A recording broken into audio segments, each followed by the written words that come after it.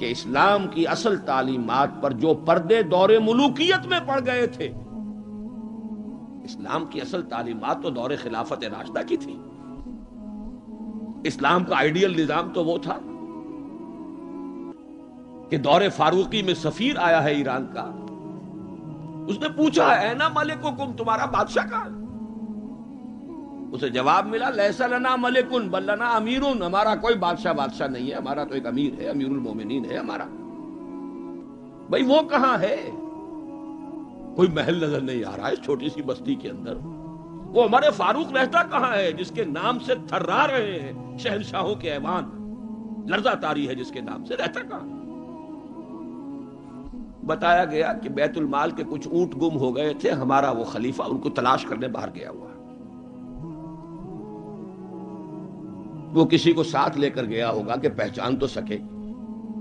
تو دیکھا کہ تھک گئے تھے حضرت عمر فاروق، صبح سے تلاش میں تھے، اونٹ نہیں ملے، تھک گئے، دھوپ تیز ہو گئی، تو ایک جھاڑی کے ذرا سائے میں استراحت فرما رہے ہیں اپنا کوڑا اپنے سر کے نیچے رکھ کر. اس نے وہاں کھڑے ہو کر کہا اے عمر، تم انصاف کرتے ہو لہذا تمہیں کوئی خوف نہیں. ہمارے بادشاہ ظلم کرتے ہیں، ان کی جان کانپتی رہتی ہے، اونچی اونچی فصیلوں کے پیچھے بھی وہ لرزتے رہتے ہیں، انہیں باڈی گارڈز کی ضرورت ہے، ان کے لیے تو طرح طرح کی حفاظتوں کا سامان. یہ تھا نظام جو محمد عربی نے دیا صلی اللہ علیہ وسلم. دور ملوکیت میں تو پھر وہی ایوان سجے، وہی محل بنے، وہی چہیتی بیویوں کے لیے کروڑوں روپے کے مقبرے تعمیر ہوئے، محل بنے. جا کر دیکھ لیجئے الحمرا، دیکھ لیجئے جا کر محل. اب وہ محل ہیں لا یرا الا مساکنہم، وہ مسکن اور محل نظر آ رہے ہیں، ان میں رہ بسنے والوں کا نام و نشان مٹ گیا. لیکن یہ کہ دور بنو امیہ میں تو پھر بھی ابھی اس طرح کے محل نہیں بنے تھے. دور بنو عباس میں آ کر تو ملوکیت جو ہے اپنی پوری شدت کے ساتھ اور پوری تمام شان و شوکت کے ساتھ دوبارہ جو ہے ظاہر ہوئی. تو یہ اسلام کی تعلیم پر جو پردے پڑے ہیں، جو سرمایہ داری پھر آ گئی، جاگیرداری پھر آ گئی، بہانوں سے سود کو جائز کیا گیا، بیع مؤجل کے حوالے سے ہی سود کے لیے راستے کھول دیے گئے، یہ سارے جاگیریں دی جا رہی ہیں، یہ سارا کا سارا نظام آ گیا. ظاہر بات ہے جسے سعودی ماڈل درکار نہیں، جسے ایرانین ماڈل منظور نہیں، وہ اس ماڈل کو کیسے پسند کرے؟ ماڈل تو اگر چاہیے تو وہ تو خلافت راشدہ کا، اس کا کوئی عملی نمونہ دنیا میں آج نہیں. تو اقبال نے یہ کہا تھا کہ اگر ایسا ہو گیا، کاش کہ ایسا ہو جائے، تو ہمیں ایک موقع مل جائے گا کہ اسلام کی تعلیمات پر جو پردے دور ملوکیت میں پڑ گئے تھے انہیں ہٹا کر اسلام کے اصل رخ روشن دنیا کو دکھائیں. یہی بات قائد اعظم نے کہی تھی. ہمیں پاکستان اس لیے مطلوب ہے کہ عہد حاضر میں اسلام کے اصول حریت و اخوت و مساوات کا ایک نمونہ دنیا کے سامنے پیش کر سکے. یہ بات دوسری ہے، 45 برس بیت گئے شمسی حساب سے اور 46.5 برس بیت چکے ہیں قمری حساب سے، ابھی تو کہیں وہ مساوات اور حریت اور اخوت کہیں نظر نہیں آ رہی. وہ تو ایک قوم بھی کئی قومیتوں میں بٹ گئی، لسانی اور علاقائی اور صوبائی عصبیتوں کا دورہ ہے. ڈھونڈ اب اس کو چراغ رخ زیبا لے کر، وہ ایک قوم جو ہندوؤں کے مقابلے میں ایک قوم بن گئی تھی، اب تو وہ تحلیل ہو چکی، اس کا کوئی وجود ہی نہیں ہے. میں بہرحال اس مرثیے پر زیادہ وقت صرف نہیں کرنا چاہتا. اس وقت عرض یہ کرنا ہے، آج کے انسان کی اصل ضرورت ایک ماڈل. زبانی کلامی بات کوئی قبول نہیں کرے گا. خلافت راشدہ کی مدح کریں گے، وہ کہیں گے پدرم سلطان بود، تو راجے تم کیا ہو، اپنی شکل دیکھو، تم کیا ہو، تم تو ہم سے بدتر ہو، تمہارے ہاں ڈسکریمنیشن. سید زیادہ تو سید زیادہ ہے ہی ہے، اونچائی ہے، اخلاق کا کتنا ہی پست ہو، اور یہ مسلی یہ تو ہے ہی نیچ، چاہے اخلاق اور کردار میں کتنا ہی اونچا ہو جائے. یوں تو سید بھی ہو، مرزا بھی ہو، افغان بھی ہو، تم سبھی کچھ ہو، بتاؤ تو مسلمان بھی ہو. تمہارا تمدن، تمہاری تہذیب، تمہارا نظام بدترین نظام. بڑے پیارے اشعار کہے علامہ اقبال نے، کہلوائے تو ہیں ابلیس کی زبان سے، اصل میں اس کے پردے میں پیغام اپنا دیا ہے۔ اور ان کی یہ نظم جو ہے ابلیس کی مجلس سے شورا، ان کے انتقال کے بعد چھپی ہے، یہ آخری دور ہے ان کا۔ اس لیے میں کہا کرتا ہوں کہ اقبال کا پیغام اگر دیکھنا ہو امت مسلمہ کے نام تو یہ نظم جو ہے ابلیس کی مجلس سے شورا، یہ ان کا آخری پیغام۔ یہ ظاہر بات ہے کہ وہ کوئی نبی تو نہیں تھے معاذ اللہ، عام انسان تھے، ذہنی ارتقاء کے مختلف مراحل سے گزرے ہیں، تو ان کا ارتقاء جہاں تک ہوا ہے اس کی آخری صورت جو ہے وہ نظمیں ہیں کہ جو ارمغان حجاز میں شامل ہیں۔ جانتا ہوں میں یہ امت حامل قرآن نہیں، ہے وہی سرمایہ داری بندہ مومن کا دین۔ جانتا ہوں میں کہ مشرق کی اندھیری رات میں بے ید بیضا ہے پیران حرم کی آستی۔ عصر حاضر کے تقاضاؤں سے ہے لیکن یہ خوف، یہ ابلیس کہہ رہا ہے، عصر حاضر کے تقاضاؤں سے ہے لیکن یہ خوف، ہو نہ جائے آشکارا شرع پیغمبر کہیں۔ الحذر، آئین پیغمبر سے 100 بار الحذر، حافظ ناموس زن، یہ ہے معاشرت، مرد آزماں مرد آفرین۔ موت کا پیغام ہر نوع غلامی کے لیے، نہ کوئی فغفور و خاکہ نہ گدائے رہنشی۔ کرتا ہے دولت کو ہر آلودگی سے پاک و صاف، منعموں کو مال و دولت کا بناتا ہے امین۔ اس سے بڑھ کر اور کیا فکر و عمل کا انقلاب، بادشاہوں کی نہیں اللہ کی ہے یہ زمین۔ یہ ہے انقلاب۔ چشم عالم سے رہے پوشیدہ یہ آئیں تو خوب، ابلیس کہہ رہا ہے نا، چشم عالم سے رہے پوشیدہ یہ آئیں تو خوب، یہ غنیمت ہے کہ خود مومن ہے محروم یقین۔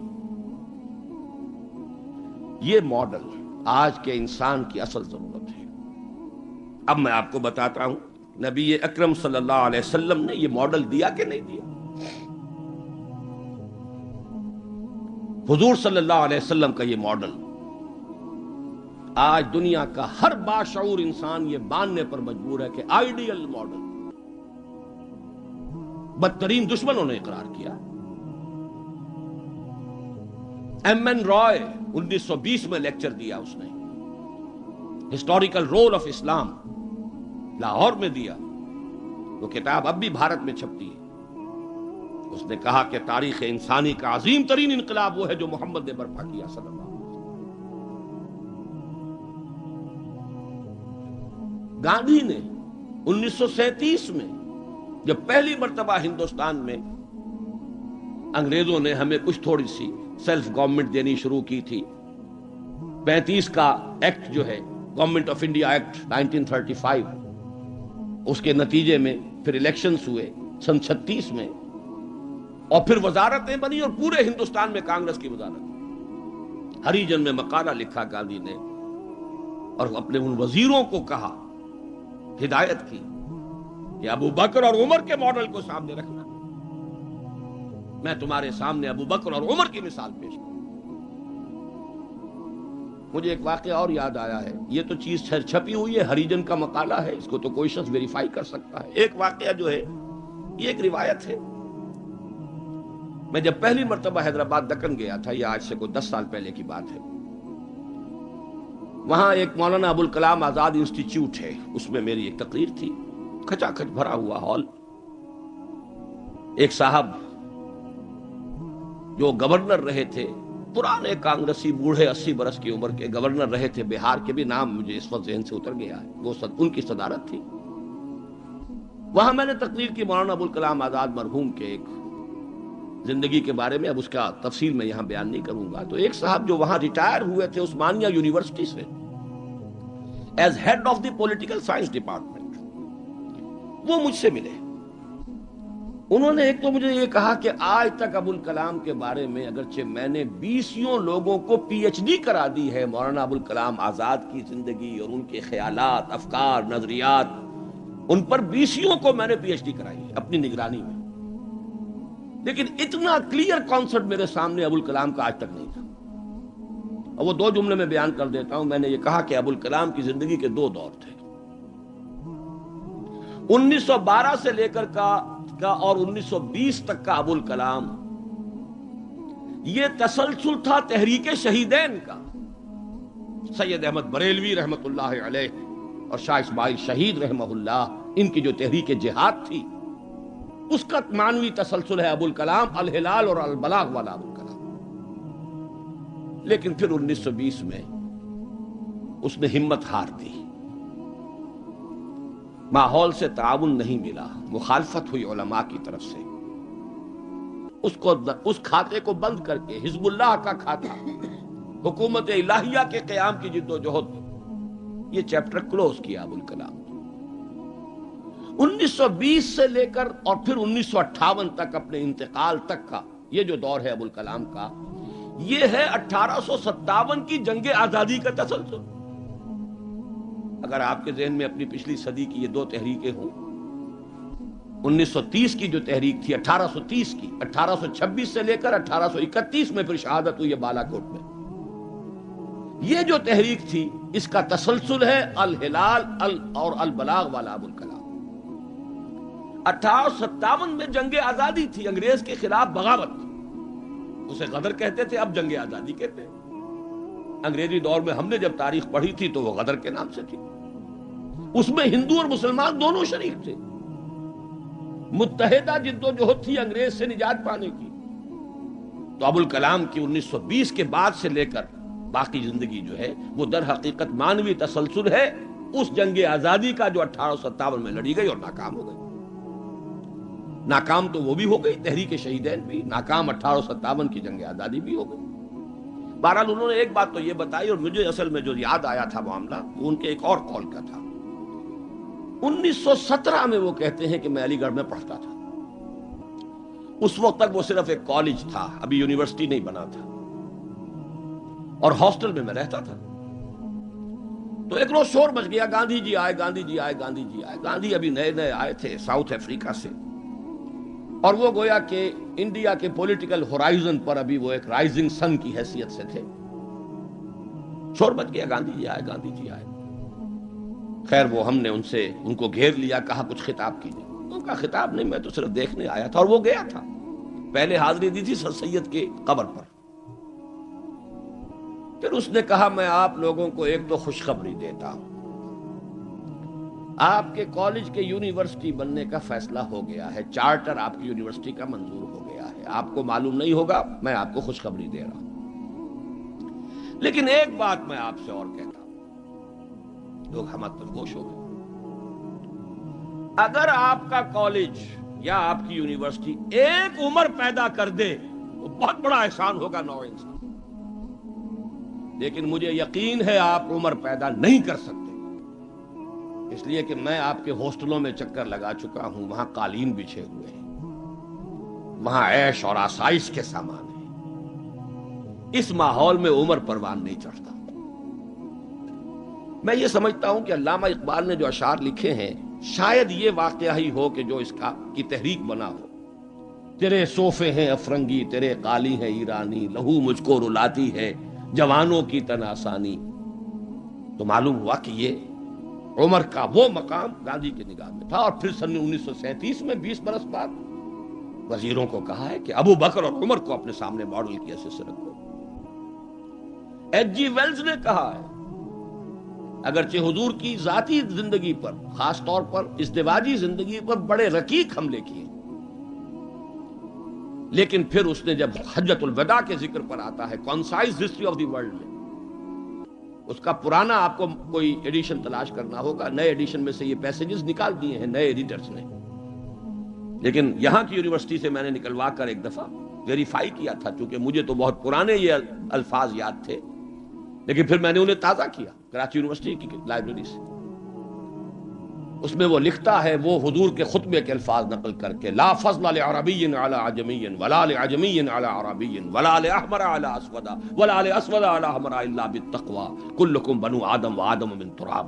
اس کا ترجمہ دے کر پھر لکھتا ہے کہ اگرچہ ہیومن فریٹرنٹی، فریڈم اور ایکویلٹی کے سرمنز تو پہلے بھی بہت کہے گئے تھے، جیزس آف نزارت کے ہاں، حضرت مسیح کا تذکرہ کر رہا ہے، جیزس آف نزارت کے ہاں بھی سرمنز تو بہت ہیں، لیکن یہ ماننا پڑتا ہے کہ تاریخ انسانی میں پہلی مرتبہ محمد نے ان اصولوں پر ایک معاشرہ قائم کر کے دکھایا.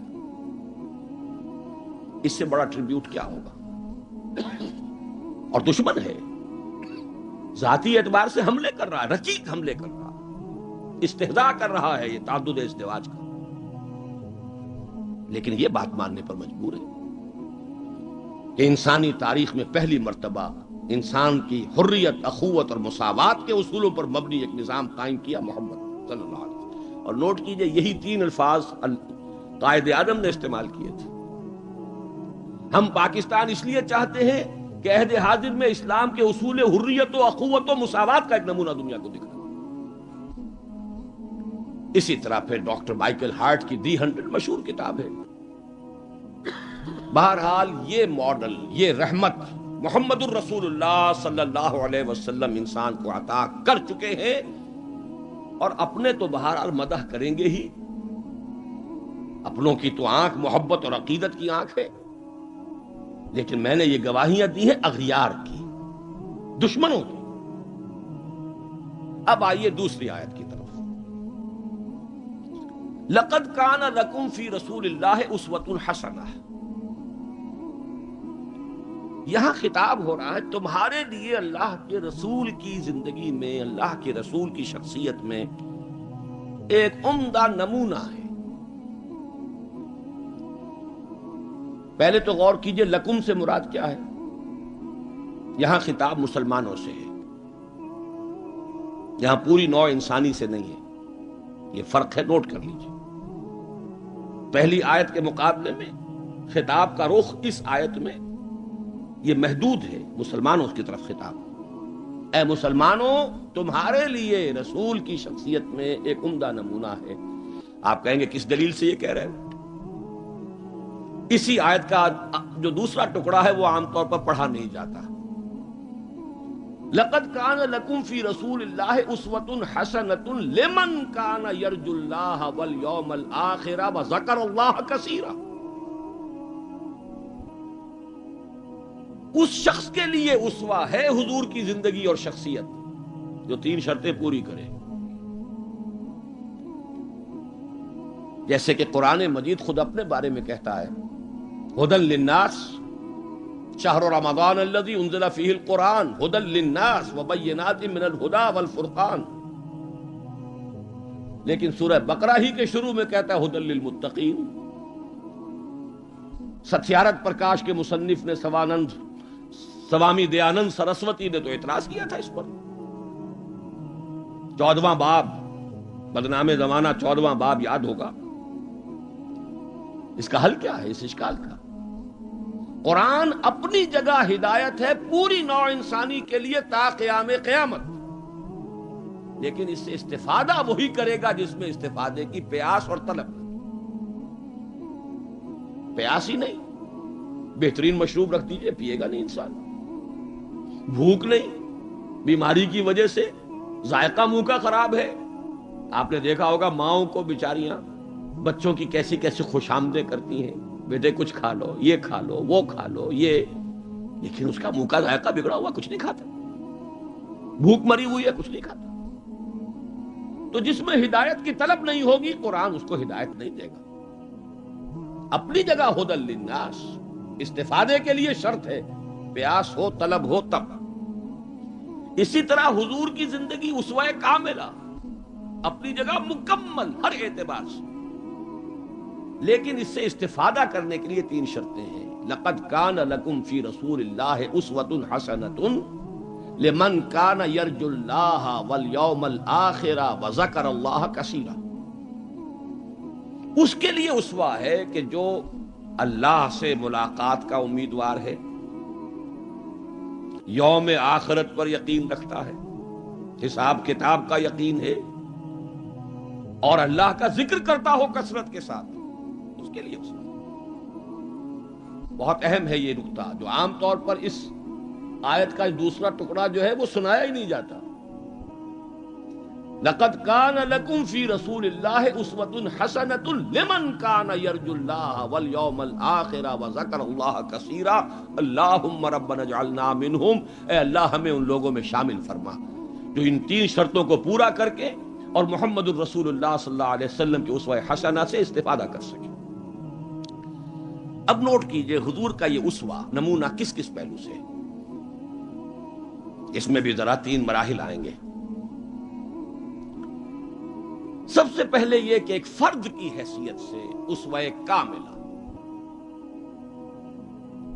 خاص طور پر میرے نزدیک تو یہ سیرت النبی کا اعجاز ہے، معجزہ ہے۔ اگرچہ حضور کا سب سے بڑا معجزہ قرآن ہے، لیکن خود اپنی جگہ پر سیرت النبی معجزہ ہے۔ کس معنی میں؟ انسان کی جتنی حیثیتوں کا آپ تصور کر سکتے ہیں ان تمام حیثیتوں میں اسوہ موجود ہے محمد الرسول اللہ صلی اللہ علیہ وسلم۔ باپ کی حیثیت سے اسوہ موجود، حضرت مسیح کی زندگی میں تو نہیں، انہوں نے شادی نہیں کی۔ شوہر کی حیثیت سے اسوہ موجود، خسر کی حیثیت سے اسوہ موجود، حضرت علی کے خسر ہے کہ نہیں، حضرت عثمان کے خسر ہے یا نہیں۔ داماد کی حیثیت سے اسوہ موجود، حضرت ابوبکر حضرت عمر کے داماد ہے کہ نہیں۔ پھر ذرا غور کیجئے، داعی کی حیثیت سے اسوہ، مبلغ کی حیثیت سے اسوہ، معلم کی حیثیت سے اسوہ، مربی اور مزکی کی حیثیت سے اسوہ، امام مسجد کے اعتبار سے اسوہ، خطیب مسجد کے اعتبار سے اسوہ، پھر میدان جنگ میں سپہ سالار کی حیثیت سے اسوہ، قاضی القضات کی حیثیت سے اسوہ، اور صدر مملکت کی حیثیت سے اسوہ۔ کون سی زندگی کا گوشہ رہ گیا؟ اتنی گمبھیر زندگی کا واقعہ یہ ہے کہ کوئی اور دنیا میں مثال آپ نہیں دے سکتے، اتنی جامع زندگی۔ یہی بات ہے جو ڈاکٹر مائیکل ہارٹ نے تو یہی بات تو کہی ہے۔ He is the only person supremely successful in both the religious and secular fields۔ باقی عظیم شخصیتیں ایسی ہیں یا مذہب و اخلاق اور روحانیت کے میدان میں بلند نظر آئیں گی تو دنیا اور سیاست اور مملکت اور ریاست اور سپہ سالاری میں زیرو۔ گوتم بدھ کا ادھر اونچا مقام ہے، ادھر زیرو۔ حضرت مسیح کا ادھر اونچا مقام، ادھر زیرو۔ حضرت مسیح ابھی آئیں گے، دوسرا میدان بھی، اس میں بھی ان کی جولانیاں ہوں گی، لیکن اس وقت تک دنیا جس مسیح سے واقف ہے ان کی زندگی میں تو دوسرا کھاتا ہی نہیں ہے، کھانا کھلا ہی نہیں۔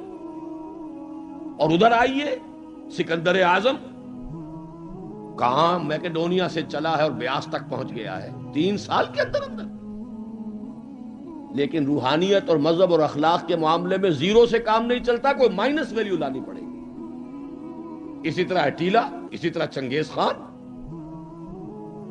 ایک ہی شخصیت ہے، the only person supremely successful in both the fields, گویا کہ ہر اعتبار سے اسوہ کاملہ۔ یہاں بھی ایک نقطہ ذرا سی ڈائگریشن ہے۔ ایک پہلو ایسا ہے انسانی زندگی کا جس میں حضور اس کا کی شخصیت یا آپ کی سیرت اسوہ نہیں ہے۔ آدمی چونک جائے گا، اسے شاید توہین پر محمول کرے، لیکن ہے۔ اور وہ شخصیت کا پہلو ہے ایک عورت کی حیثیت سے، بیوی کے لیے اسوہ، ماں کے لیے اسوہ، کہاں سے آئے گا؟ آخر آدھی انسانیت ہے، نصف بہتر حیات آپ تو کہتے ہیں، دی بیٹر ہاف، اس کے لیے اسوہ، اس کی نسوانی زندگی کے اعتبار سے اسوہ کا۔ دیکھیے یہی نقطہ ہے، نوٹ کر لیجئے، دل پر لکھ لیجئے۔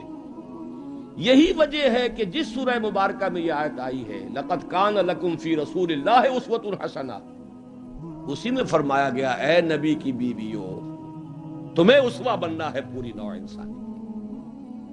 یا نساء النبی لستن کاحد من النساء، اے نبی کی بیویوں تم عام عورتوں کے مانند نہیں۔ نبی کی زندگی میں جو خلا ہے، اس لیے کہ وہ مرد ہے، اسوہ کے اعتبار سے جو خلا رہ گیا ہے اسے تمہیں پر کرنا ہے۔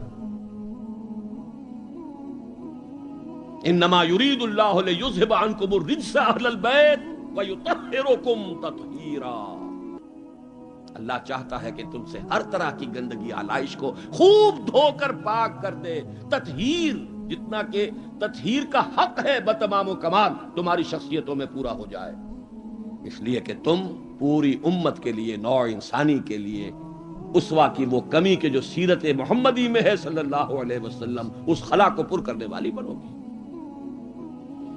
بہرحال انفرادی حیثیت میں گمبھیر ترین اسوا حضور کی زندگی میں موجود، اسی کا ایک رخ اور بھی ہے انفرادی زندگی کا، اور وہ ہے اخلاقیات۔ حضور کا اپنا قول ہے، انما بعثت لاتمم مکارم الاخلاق، مجھے اس لیے بھیجا گیا ہے، مبعوث کیا گیا ہوں تاکہ اخلاق کی بہترین جو بلندیاں ہیں ان کی تکمیل کر دوں، اتمام کر دوں۔ اس کا مفہوم کیا ہے، اس کو سمجھ لیجیے۔ علیحدہ علیحدہ انڈیویجول ایتھیکل ویلیوز، اخلاقی قدریں مختلف انبیاء کی زندگی میں اپنے نقطہ عروج کو پہنچ چکی تھی۔ صبر میں حضرت ایوب سے آگے کس کا مقام ہوگا؟ ان کے تو نام کا جز ہے ایوب صابر، محاورہ ہے صبر ایوب۔ تسلیم میں حضرت اسماعیل سے آگے کون جائے گا جو گردن رکھ رہا ہے، ابا جان چلائیے چھری، ستجدنی انشاءاللہ من الصابرین۔ سر تسلیم خم ہے جو مزاج یار میں آئے، اس سے کوئی اونچا مقام ہوگا؟ استقامت میں حضرت نوح سے آگے کوئی جا سکتا ہے؟ 950 برس کس پر آئے؟ 950 برس، فَلَبِثَ فِيهِمْ أَلْفَ سَنَةٍ إِلَّا 50 عاما۔ دعوت اور تبلیغ میں استقامت سے اس سے آگے تو کوئی مقام ممکن نہیں۔ غیرت اور حمیت اور جلال دین کے لیے حضرت موسیٰ سے آگے کون جائے گا؟ زہد اور لذات دنیا سے کنارہ کشی میں حضرت مسیح اور حضرت یحییٰ سے آگے کون سا مقام؟ اب کمی کون سی تھی؟ یہ ہے بات سوچنے کی۔ پھر اتمام کس کا کیا حضور؟ یہ اتمام ہے جامعیت کا اتمام، ان تمام اقدار کو جمع کر کے ایک بہترین گلدستہ توازن، اعتدال کے ساتھ ان سب کو ایک شخصیت میں جمع کر دینا، یہ ہے وہ اتمامی اور تکمیلی شان جو محمد الرسول اللہ صلی اللہ علیہ وسلم کی ہے اس میدان میں۔ زہد بھی ہے لیکن ازواج مطہرات بھی ہے، نکاح بھی ہے۔ وہ زہد نہیں ہے کہ جو رہبانیت والا زہد ہو۔ حضرت عائشہ کی شہادت ہے کہ حضور بیٹھے ہوتے تھے ہمارے مابین اور پیار اور محبت کی باتیں ہوتی تھیں، وہ زاہد خشک کا معاملہ نہیں تھا حضور کا۔ حضور نے خود فرمایا مجھے تمہاری اس دنیا سے 3 ہی چیزیں پسند ہیں، ان میں سے ایک عورت کا ذکر کیا، کوئی حجاب نہیں، جو فطرت ہے جو اللہ نے بنائی ہے، بھرپور آئلی زندگی بسر کی ہے، اور بہت محبت کرنے والے اور محبت دینے والے شوہر تھے محمد صلی اللہ علیہ وسلم۔ لیکن جیسے ہی اذان کی آواز آتی تھی ایسے اٹھ کر چلے جاتے تھے کہ جیسے ہم سے کوئی تعلق ہی نہیں، سروکار ہی نہیں، ہم سے واقف ہی نہیں کہ ہم کون۔ یہ ہے وہ درمیان قار دریا تختہ بندم کر دئی، باز می گوئی کہ دامن تر مکن ہوشیار باش۔ اچھا دیکھیے یاد آ گیا ہے، آپ کی بھی طبیعت اس وقت جو ہے میں تو دیکھ رہا ہوں آمادگی ہے، وقت کچھ زیادہ بھی صرف ہو جائے تو کوئی حرج نہیں۔ رجم کا ایک واقعہ ہو رہا ہے حضرت مسیح کی زندگی میں، وہ میری مگدلین پڑھا ہوگا آپ نے، زانیہ تھی، جرم ثابت ہو گیا، اسے رجم کرنے کے لیے لے کے جا رہے تھے، شور مچا ہوا تھا، حضرت مسیح بھی گزر رہے تھے، کیا معاملہ ہے؟ یہ ہے، فرمایا ٹھیک ہے چلو، خود بھی چلے۔ اب جب اسے باندھ دیا گیا، اب کھڑے ہو کے فرمایا ٹھیک ہے قانون ہے رجم کا اور یہ شریعت موسوی کا حکم ہے، رجم ہونا چاہیے، لیکن اس کو پہلا پتھر وہ مارے جس نے خود کبھی زنا نہ کیا۔ میں کہتا ہوں حیرت ناک بات ہے یہ کہ اتنی شرافت ان لوگوں میں تھی کہ ایک ایک جو ہے وہاں سے کھسکنا شروع ہو گیا، مجمع چھٹ گیا۔ یہ ایک رخ ہے زندگی کا۔ حضور کی شخصیت میں اب آپ کو 2 رخ جمع ملیں گے۔ وہ غامدیہ خاتون آئی ہے اور اس نے کہا حضور مجھ سے وہ خطا ہو گئی ہے، مجھے پاک کر دی۔ حضور نے پوچھا کہ کہیں کوئی حمل تو نہیں ہے؟ جی حمل بھی ہے۔ تو جاؤ، جرم تمہارا ہے، اس جان کا کیا جرم ہے جو تمہارے پیٹ میں ہے؟ وضع حمل کے بعد آنا۔ اب آئی ہے وہ وضع حمل کے بعد، بچہ گود میں ہے۔ حضور وہ مرحلہ طے ہو گیا، اب مجھے پاک کر دیجئے، رجم کر دیجئے، میں پاک ہو جاؤں، دنیا کی سزا میں بھگت لوں گی، آخرت میں اللہ مجھے بچا۔ فرمایا ابھی تو اس بچے کی زندگی تمہارے ساتھ وابستہ ہے، جاؤ دودھ پلاؤ۔ کچھ دنوں کے بعد پھر آئی ہے، بچے کے ہاتھ میں روٹی کا ٹکڑا ہے، کھا رہا ہے۔ فرمایا ہاں اب ٹھیک ہے، لے جاؤ اس کو رجم کر دو، اللہ کا حکم ہے۔ لا تاخذکم رافۃ فی دین اللہ ولا تاخذکم بہما رافۃ فی دین اللہ، اللہ کا حکم ہے، کرنا ہوگا، چاہے اپنے سینے پر پتھر رکھنا پڑے، اب رجم کرنا ہوگا۔ لیکن جب رجم ہو گیا ہے اور وہ خاتون جو ہے ان کا انتقال ہو گیا، کسی کی زبان سے نکل گیا کتنی بے حیا عورت تھی، حضور نے ڈانٹ دیا، نہیں اس عورت نے وہ توبہ کی ہے کہ اگر تمام مدینے والوں پر تقسیم کر دی جائے تو سب کی نجات کا ذریعہ بن جائے۔ یہ توازن ہے، حکم رب کا نفاذ بھی ہے، اس میں اپنی ذاتی شفقت کو آڑے نہیں آنے دینا ہے، لیکن یہ نہیں ہے کہ اس سے کوئی سوء ظن ہو۔ مریض سے دشمنی نہیں ہوتی، مرض سے دشمنی ہوتی، مریض سے تو ہمدردی ہوتی، اور اس نے تو وہ توبہ کی ہے۔ بہرحال انفرادی سطح پر میں نے ایک تو عرض کیا کہ اسوہ محمدی کی جامعیت کبریٰ، نمبر 2 اخلاقی میدان میں تکمیل، یعنی تمام جتنی اخلاقی اقدار ہیں بلند اور اعلیٰ، ان کا مجموعہ حسین گلدستہ، جس میں ہر شے اپنے اپنے مقام پر صحیح توازن اور اعتدال کے ساتھ ہے۔ یہ ہے خاص معاملہ محمد الرسول اللہ صلی اللہ علیہ وسلم۔ دوسرا اسوہ حضور کا وہ میں بیان کر چکا، ایک ماڈل پیش کر دیا، نوع انسانی کے لیے ایک ماڈل، وہ نظام قائم کیا، کس نے کیا؟ محمد الرسول اللہ نے کیا صلی اللہ علیہ وسلم۔ اگرچہ یہ نوٹ کر لیجئے کہ اس ماڈل کا جو اصل ہے دور، وہ ہے دور فاروقی۔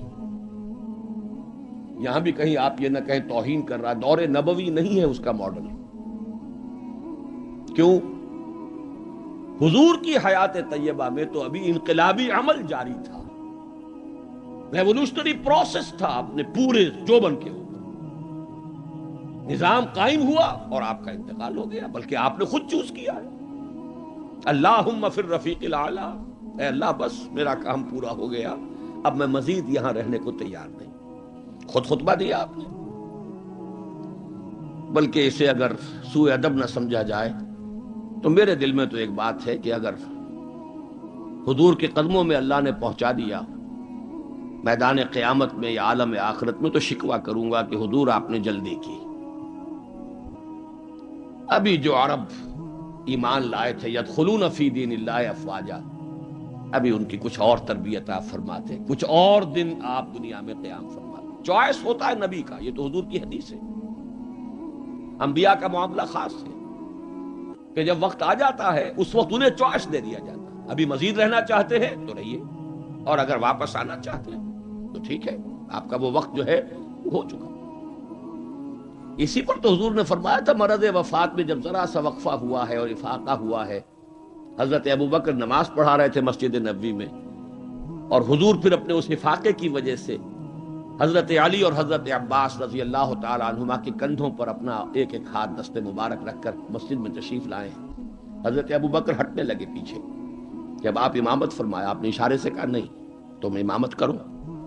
حضرت ابوبکر کے پہلو میں بیٹھ گئے، کھڑے نہیں رہ سکے۔ اب آپ نماز پڑھ رہے تھے، حضرت ابوبکر آپ کی اقتدا کر رہے تھے، اور باقی پوری جماعت حضرت ابوبکر کی اقتدا کر رہے تھے۔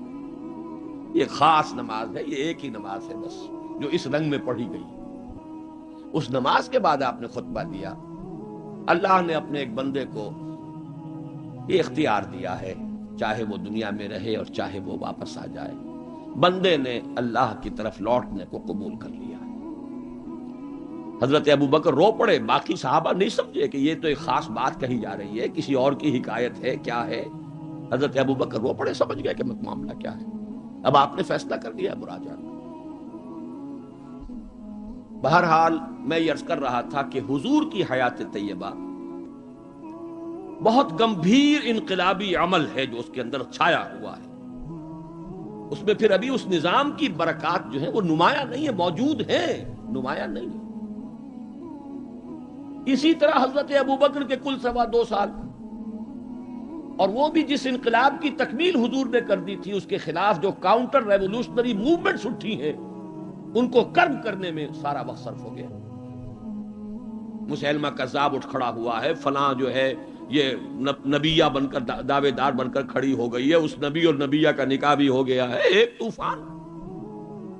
منکرین زکوٰۃ کھڑے ہو گئے ہیں، اور شاید آپ نے کبھی نوٹ نہ کیا ہو، نوٹ کر لیجئے، یہ سورت تو آپ پڑھتے ہی ہیں، اذا جاء نصر اللہ والفتح ورأیت الناس يدخلون فی دین اللہ افواجا، لیکن یہ کہ اس کی ایک برعکس تصویر بھی ہے، وہ دیکھ لیجئے کہ حضور کے انتقال کے بعد وہ جو فوج در فوج آئے تھے، فوج در فوج نکل بھی گئے تھے، یخرجون من دین اللہ افواجا، اور دارالاسلام جو ہے وہ صرف مدینے تک محدود ہو کر رہ گیا تھا۔ حضرت ابو بکر کی فضیلت جو ہے در حقیقت اسی سے ظاہر ہوتی ہے، with an iron fist and with an iron will، جس طرح آپ نے مقابلہ کیا ہے اور کرش کر دیا ہے ان تمام جو بھی قوتیں اٹھی۔ حضرت عمر تک گھبرا رہے ہیں، مشورہ دے رہے ہیں کہ دیکھیے ایک دم 3 محاذ نہ کھول لیجئے، حالات بڑے خراب ہیں، بڑے نازک ہیں، آپ نہ تو جیش اسامہ کو روک رہے ہیں، ٹھیک ہے آپ کا کہنا ہے کہ جس لشکر کا علم جو ہے حضور نے عطا کر دیا ہو، میں کیسے اس لشکر کو روکوں؟ پھر آپ مدعیان نبوت کے خلاف بھی لشکر بھیج رہے ہیں، وہ بھی سمجھ میں آتا ہے، وہ تو کافر ہو گئے، مرتد ہو گئے، لازماً ان کے خلاف تو جہاد کرنا ہے، لیکن کم سے کم ان زکوٰۃ کا انکار کرنے والوں کے معاملے میں سوچئے، نرمی کیجئے، تیسرا محاذ نہ کھولیے۔ انہوں نے نہ کسی نئے نبی کی دعوت کو قبول کیا ہے، نہ وہ ابھی نماز کا انکار کر رہے ہیں، بلکہ زکوٰۃ بھی یہ نہیں کہتے کہ ہم نہیں دیں گے، صرف یہ کہتے ہیں کہ ہم حکومت کو نہیں دیں گے، تو تھوڑی سی نرمی کیجئے۔ حضرت عمر کو ڈانٹ پلائی ہے حضرت ابو بکر نے، اے عمر تم دور جاہلیت میں تو بڑے سخت تھے اور بڑے ہمت والے تھے، اسلام میں آ کر کمزور ہو گئے۔ اور پھر وہ تاریخی الفاظ کہے ہیں، ایبدل الدین وانا حی، کیا دین کے اندر ترمیم ہوگی جبکہ میں ابھی زندہ ہوں؟ میری زندگی میں دین میں ترمیم نہیں ہو سکتی۔ خدا کی قسم اگر کسی اور نے میرے ساتھ نہ دیا، تنہا جاؤں گا اور ان مانعین زکوٰۃ سے جہاد کروں گا۔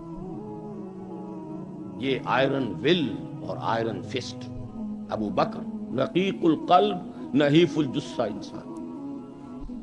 لہذا اس 2.25 سال میں بھی اصل جو برکات ہیں ان کا ظہور نہیں ہو پا رہا۔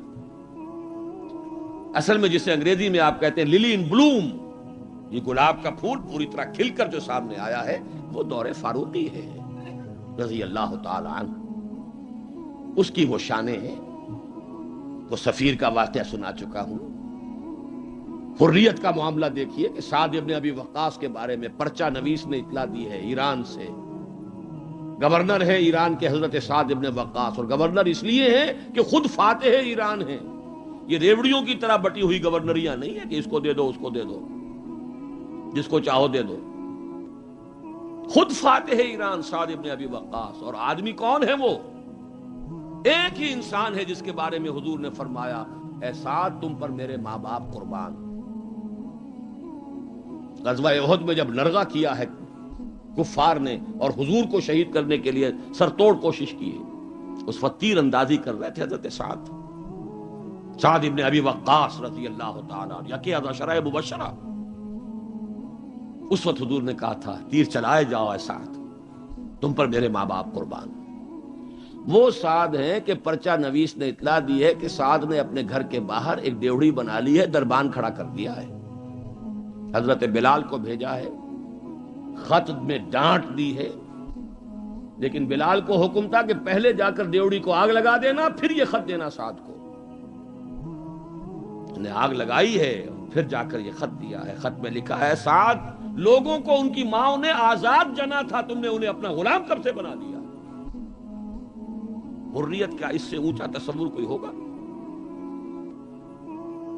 ایک عورت ٹوک رہی ہے، عمر جی محمد عورت تھی، یہ کیا تم نے حکم نافذ کیا ہے کہ مہر اس سے زیادہ نہیں ہوگا؟ ہمارے جس حق پر اللہ نے کوئی حد نہیں لگائی، تم کون ہوتے ہو حد لگانے والے؟ قرآن کی آیت ہے، بات ہے تم احداہن قنطارن، تم نے اگر اپنی کسی بیوی کو ڈھیروں دیا ہو سونا تب بھی واپس نہیں لے سکتے. جب قرآن نے ڈھیروں سونے تک کی اجازت دی ہے، تم کون ہوتے ہو اس کے اندر ترمیم کرنے والے؟ عمر وہیں کہتے ہیں آج ایک بڑھیا نے عمر کو دین سکھایا اور آرڈیننس واپس. حریت، احتساب، تنقید، مساوات، اگر یہ کچھ چڑیاؤں کے نام ہیں، ہمارے لیے تو یہ چڑیاں ہیں، ان کا ہے، صرف شکلیں ہیں، نام ہیں، حقیقت کہیں نہیں. ان تمام چیزوں کی بتمام و کمال حقیقت دیکھنی ہو تو حضرت فاروق کا دور ہے. بیت المقدس کا سفر کر رہے ہیں اور ایک اونٹ تقریباً 700 میل کا سفر ہے. کوئی نجی سفر نہیں ہے، کوئی انٹوریج نہیں ہے، کوئی 250-300-400 آدمی ساتھ نہیں ہے، کوئی پورا بوئنگ 747 نہیں لے جایا گیا عمرے کے لیے. ایک اونٹ، ایک خادم، اسی اونٹ پر راشن بھی ہے، لہذا بیک وقت 2 آدمی نہیں بیٹھ سکتے، ایک ہی آدمی سواری کر سکتا. ایک منزل میں خلیفہ وقت اوپر بیٹھے ہیں اور خادم نکیل پکڑ کر آگے چل رہا ہے. اگلی منزل میں خادم اوپر بیٹھا ہے اور خلیفہ وقت نکیل پکڑ کر چل رہا ہے. اور آخری وقت میں باری اتفاقاً آ گئی خادم کی، اس نے ہاتھ جوڑ دیا کہ خدا کے لیے لوگ کیا کہیں گے، میرے سر ہو جائیں گے. فرمایا نہیں، الدور دورک، نہیں، باری تمہاری. اور اس محاذ پر تھے کون کمانڈر؟ ابو عبیدہ بن الجراح رضی اللہ تعالی عنہ، امین هذه الامہ. جب غلغلہ ہوا آ گئے عمر، آ گئے عمر، آ گئے، تشریف لے آئے. اب وہ آئے ہیں استقبال کے لیے، دیکھا کپڑے سخت میلے، ننگے پاؤں، درمیان میں کہیں کیچڑ آیا تھا، پیدل چل کے آ رہے تھے تو جوتے بھی ہاتھ میں لے لیے تھے. کہا یہ آپ کیا کر رہے ہیں، اپنا حلیہ کوئی درست کیجئے، یہ بڑا متمدن ملک ہے، بڑے مہذب لوگ ہیں یہ شام کے لوگ، کیا کہیں گے. ڈانٹ پلائی ہے حضرت ابو عبیدہ کو بھی. نحن قوم اعزنا اللہ بالاسلام، اے ابو عبیدہ کیا ہو گیا تمہیں، ہم وہ لوگ ہیں کہ ہمیں جو عزت اللہ نے دی ہے وہ اسلام سے دی ہے، کپڑوں سے نہیں دی. واقعہ یہ ہے کہ یہ ہے وہ heights by great men reached and kept. یہ مثالیں ہیں، یہ آئیڈیل ہے، یہ اسوہ ہے. اور اس میں کمال عمر کا نہیں ہے، کمال محمد الرسول اللہ کا ہے صلی اللہ علیہ وسلم. درخت اپنے پھل سے پہچانا جاتا ہے، عمر تو درخت کا پھل ہے، ابو بکر اس درخت کے پھل ہیں، صحابہ کرام اس شجرہ طیبہ کے برگ و بار ہیں. اس وقت محمد کا ہے صلی اللہ علیہ وسلم. لیکن اب آگے آئیے، اسوے کی تیسرا حصہ ہے اسوہ کا. اور یہ نوٹ کر لیجئے، جس مقام پر یہ آیت وارد ہوئی ہے سورہ احزاب میں، پہلے تو میں نے آپ کو بتایا سورہ احزاب ہی میں وہ آیت بھی ہے جس میں اسوہ خواتین کے لیے حضور کے ازواج مطہرات. لیکن یہ آیت کہاں آئی ہے پرٹیکولرلی؟ وہ ہے غزوہ احزاب، جنگ کا مرحلہ. یہ جنگ کس لیے لڑی جا رہی تھی؟ غلبہ دین کے لیے، لِیُظْهِرَهُ عَلَى الدِّینِ كُلِّهِ. چھاپڑا صاحب سے آپ نے وہ سورہ صف کی آیات سن لی ہیں، کاش کہ وہ ایک آیت اور شامل کر دیتے اس سے پہلے، اس لیے کہ اس وقت کا جو دنیا کا نقشہ ہے وہ اس آیت میں.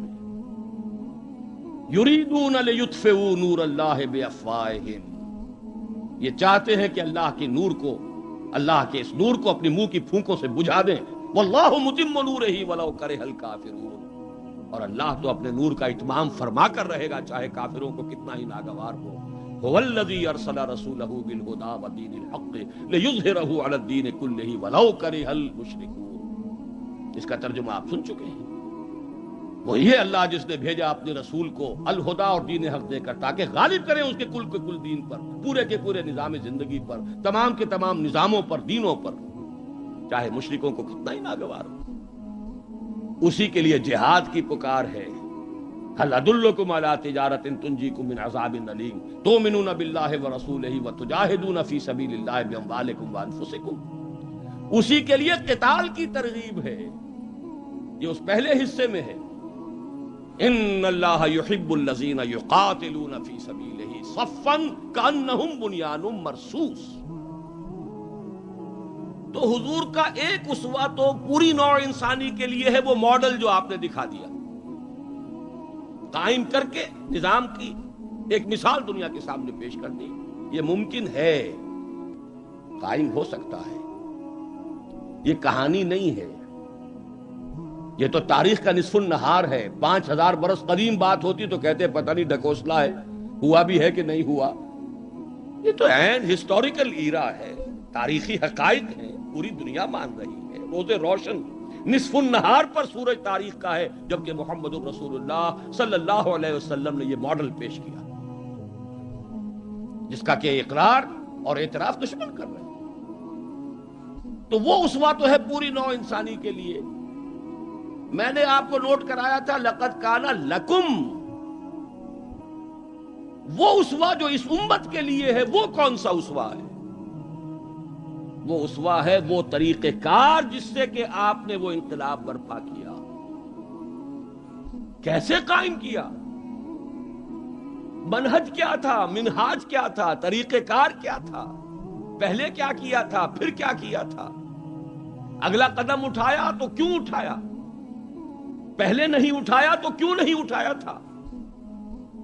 کیا سبب ہے کہ مکے میں حکم دیا جا رہا ہے چاہے تمہارے ٹکڑے اڑا دیے جائیں، تمہیں زندہ آگ کے اندر جلا دیا جائے، تب بھی تم ہاتھ نہیں اٹھاؤ گے. کفو ایدیکم، اپنے ہاتھ بندھے رکھو. نو ریٹیلیشن، نو ریونج، کوئی انتقام نہیں، کوئی قصاص نہیں. آئے گا وہ وقت جب تمہارے ہاتھ کھول دیے جائیں گے. نغمہ ہے بلبل شوریدہ تیرا خام، ابھی اپنے سینے میں اسے اور ذرا تھام. ابھی اپنے ہاتھ روکے رکھو، چاہے تمہارے جسم کے ٹکڑے کر دیے. کیا وجہ ہے؟ پھر کیا وجہ ہے؟ ہاتھ کھل گئے، کیوں کھل گئے؟ فیصلہ کن چیز کون سی تھی؟ ہاتھ بندھے ہوئے تھے تو کیوں بندھے ہوئے تھے؟ کھلے تو کیوں کھلے؟ کب کھلے؟ کس تبدیلی کی وجہ سے کھلے؟ کیا وجہ ہے کہ سن 6 میں صلح حدیبیہ کر رہے ہیں اور بظاہر گر کر اور دب کر رہے ہیں؟ ہر مسلمان کا خون کھول رہا ہے. حضرت عمر سے تو ضبط نہیں ہو سکا. ساری عمر پچھتاتے رہے کہ میں نے گستاخی کا معاملہ کیا تھا. جو جا کر حضور سے کہا تھا کیا ہم حق پر نہیں ہیں؟ فرمایا ہاں ہم حق پر ہیں. تو پھر ہم دب کر صلح کیوں کر رہے ہیں؟ فرمایا میں اللہ کا رسول ہوں، وہی کر رہا ہوں جس کا مجھے حکم ہے. یہی بات حضرت علی نے کی جب سہیل ابن عمر نے کہا ہے کہ یہ معاہدہ جو لکھا جا رہا ہے صلح کی دستاویز، اس میں آپ کے نام کے ساتھ رسول اللہ کا لفظ نہیں ہوگا، اس لیے کہ دستاویز پر تو دونوں پارٹیز کے دستخط ہونے. اگر ہم آپ کو اللہ کا رسول مان لیں تو جھگڑا کائے گا؟ پھر ہم تو نہیں مانتے کہ آپ اللہ کے رسول ہیں. یہ معاہدہ ہوگا محمد ابن عبداللہ اور قریش کے مابین. وہی مسکرا کر بات فرمائی، تم مانو یا نہ مانو میں اللہ کا رسول ہوں، لیکن اے علی مٹا دو جو یہ کہہ رہا ہے، مان لو کہ لکھ دو محمد ابن عبداللہ. عرض کیا حضور یہ میں نہیں کر سکتا. غیرت و حمیت حضرت عمر میں ہے، حضرت علی میں ہے، کوئی فرق نہیں. کچھ فرق نہیں ان چاروں میں. معلوم ہوا ہے کرنے ایک ہی سورج کی. اس اعتبار سے نوٹ کیجئے کہ خون کھول رہا ہے، اور خون کھولنے کی مثال میں آپ کو اب دیتا ہوں. ایک ایک شخص کا خون کھول رہا ہے، یہاں تک کہ ابو بکر کا خون کھول رہا ہے. یہ دوسری بات ہے، ضبط اتنا ہے کہ بولے نہیں. کیسے معلوم ہوا کہ خون کھول رہا تھا ابو بکر کا بھی؟ جب صلح ہو گئی حضور نے فرمایا مسلمانوں اب احرام کھول دو، جو ہدی کے جانور ہیں یہیں ذبح کر دو. کوئی نہیں اٹھا. دوسری مرتبہ فرمایا مسلمانوں اٹھ جاؤ، اٹھو، اب جو ہو گیا صلح ہو گئی ہے، احرام کھول دو. کوئی نہیں اٹھا. ابو بکر بھی نہیں اٹھے، ایک آدمی نہیں اٹھا. تیسری مرتبہ پھر کہا. آپ حیران ہوں گے کہ یہ صحابہ کا یہ واقعہ، حضور کا حکم، اس کی ایک توجیہ ہے وہ میں بعد میں عرض کروں گا، لیکن پہلے واقعہ کیا ہے اس کو سمجھیے۔ دل گرفتہ ہو کر حضور اپنے خیمے میں گئے، ناراض ہو کر، دل گرفتہ۔ حضرت ام سلمہ تھا ساتھ تھی رضی اللہ تعالیٰ، بڑی مدبر خاتون، بہت مدبر خاتون۔ جا کر کہا ہے کہ مسلمانوں کا یہ حال ہے سب کا، میں نے 3 مرتبہ کہا ہے، کوئی نہیں اٹھ رہا۔ حضرت ام سلمہ نے مشورہ دیا، حضور آپ کسی سے کچھ کہیے نہیں، اپنا احرام کھول دیجئے، قربانی دیجئے۔ اب آئے ہیں، آ کر اپنا احرام کھول دیا، قربان، اب سب اٹھ گئے، سب نے قربانیاں دے دی۔ میرے ذہن میں اس کی تعویل یہ ہے کہ لوگ منتظر تھے، اسے کہا جاتا ہے فلسفے میں حالت منتظرہ۔ پتہ نہیں حضور ہمارا امتحان تو نہیں لے رہے، یہ احرام کیسے کھول دیں بغیر عمرہ کیے؟ یہ کوئی اللہ اور اس کے رسول کی طرف سے ہماری غیرت و حمیت کا امتحان تو نہیں ہے؟ اس سسپینس میں تھے۔ جب دیکھا کہ حضور نے تو کھول دیا احرام، قربانی دے دی، اب گویا کہ کوئی شک اور شبہ کی بات نہیں رہی کہ یہی منشاء نبوت ہے، یہی حکم ہے، لہذا کوئی ایک بھی نہیں تھا کہ جو پیچھے رہ گیا۔ لیکن میری گفتگو اس وقت اس مرحلے پر تھی کہ قابل توجہ ہے یہ بات۔ 2 سال قبل سن 6 میں حضور صلی اللہ علیہ وسلم بظاہر گر کر دب کر صلح کر رہے ہیں، اور 2 سال کے بعد قریش کا سردار آ کر ابو سفیان خوش آمدیں کر رہے ہیں، اس لیے میں ادب کا سے نام دوں گا کہ ایمان لے آئے بعد میں، صحابی ہے۔ خدا کے لیے ہماری طرف سے خطا ہوئی ہے، ہمارے ایک قبیلے نے، ہمارے حلیف قبیلے نے صلح کو توڑا ہے، رینیو کر دیجئے، دوبارہ وہ ٹریٹی ہو جائے، دوبارہ معاہدہ ہو جائے۔ حضور نہیں سن رہے، سفارشیں کرا رہے ہیں، حضرت علی سے کرا رہے ہیں، فلاں سے کرا رہے ہیں، خدا کے لیے سفارش کرو، منواؤ۔ ابو سفیان بڑے مدبر انسان، انہیں پتا تھا اب ہمارے اندر طاقت نہیں ہے، اب ہم مقابلہ نہیں کر سکتے محمد کا۔ 2 برس جو حضور کو مل گئے، اس میں جو آپ نے پھر اپنی دعوت اور جو تنظیم اور تربیت کے مراحل جس تیزی کے ساتھ آگے بڑھائے ہیں، خیبر فتح کر لیا، اتنی بڑی فتح، صلح حدیبیہ کے فوراً بعد، جب اندرون ملک عرب کوئی اندیشہ نہیں رہا، سیدھے آپ نے تیر کی طرح رخ کیا خیبر کا، اور وہ گڑھ اور قلعہ جو ہے یہود کا، اس کو پاش پاش کر دیا۔ اب طاقت اتنی ہو چکی تھی کہ ابو سفیان کو معلوم تھا we are no match to Muhammad now صلی اللہ علیہ وسلم۔ اس لیے بلکہ اس میں بھی واقعہ سن لیجئے، حضرت ام حبیبہ ابو سفیان کی بیٹی ہے، حضور کے نکاح میں ہے، معلوم ہوا کہ this is the nearest approach، اس سے زیادہ سفارش اور کون سی ہوگی؟ اپنی بیٹی جو ہے خود نبی کے گھر میں، بڑی امیدیں لے کر گئے ہوں گے ابو سفیان۔ حضرت ام حبیبہ کے حجرے میں جب گئے، چارپائی پر بیٹھنے لگے تھے، انہوں نے کہا ابا جان ذرا ٹھہریے، بستر بچھا ہوا تھا اس کو طے کر دیا کہ اب بیٹھیے۔ اب یہ قریش کا سردار، مکے کا چیف، پوچھتے ہیں بیٹی یہ بستر میرے لائق نہ تھا یا میں اس بستر کے لائق نہ تھا؟ فرمایا ابا جان آپ اس بستر کے لائق نہیں ہیں، یہ محمد الرسول اللہ کا بستر ہے، آپ مشرک ہیں، کافر ہیں، نجس ہیں۔ تو میں یہ کہا کرتا ہوں کہ کیا ان کو خیال رہا ہوگا کہ اب کیا سفارش کے لیے اس بیٹی سے کہے جن کا معاملہ، جس کا طرز عمل یہ ہے۔ جبریل کوے سلطانا میں تا چمڑیاں تیریاں تلیاں، جبریل کوے سلطانا میں تا چمڑیاں تیریاں تلیاں، تینوں صدقے نہیں اے جگانا، میں تا چمڑیاں تیریاں تلیاں، تینوں صدقے نہیں اے جگانا، میں تا چمڑیاں تیریاں تلیاں۔ میں باویں سونیا نوریاں دا شاہ، اللہ دے حبیبہ پر تیرا تے گدا ہاں، میں باویں سونیا نوریاں دا شاہ، اللہ دے حبیبہ پر تیرا تے گدا ہاں، معلوم نے تیریاں شاناں، میں تا چمڑیاں تیریاں تلیاں، جبریل کوے سلطاناں،